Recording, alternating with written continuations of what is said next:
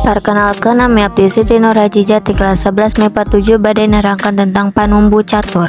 Naon panumbu catur teh? Panumbu catur nyata nu nyepeng kadali atau ngatur yang ngakolakeun dina hiji jirangan atau sesi kagiatan.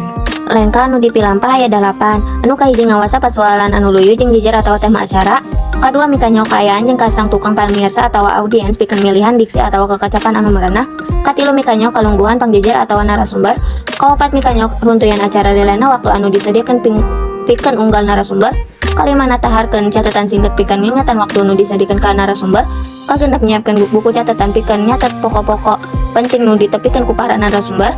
Katujuh nyiapkeun daksukan atau dangdanan anu merenah luyu jeung tema acara.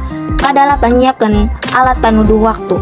Hal anu kudu dipilampah ku moderator dina lumangsuna acara. Anu kahiji datang leuwih ti heula tibatan pamiluan. Kadua pariksa sound system atau mikrofon kasiapan slide presentasi materi. Pariksa oge ngaranengkep jeung gelar pangjejer. Katilu ngawanohkeun diri ka para narasumber same metrum guna nasangkan urang leuwih akrab dina lumangsuna acara. Kaopat nyiapkeun biodata atau CV, kurikulum vitae urang anu bakal dibacakeun ku panata acara samemeh urang prak ngamoderatoran.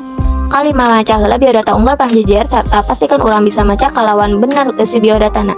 Pancen panumbu catur aya 10 anu kahiji bubuka, kadua pangwilujeng kapamiluan, katilu pedaran singkat kasang tukang jeung tujuan presentasi, kaopat ngawanokeun pangjejer jeung topik presentasina, kalima nangtukeun waktu jeung aturan diskusi, kagenep mere waktu ka pangjejer pikeun medar materina, katujuh ngarangkum isi pedaran, kadalapan ngaturan pamiluan pikeun nanya, kasalapan panuhun ka pangjejer jeung pamiarsa, sareng nu ka 10 nyata mungkas acara.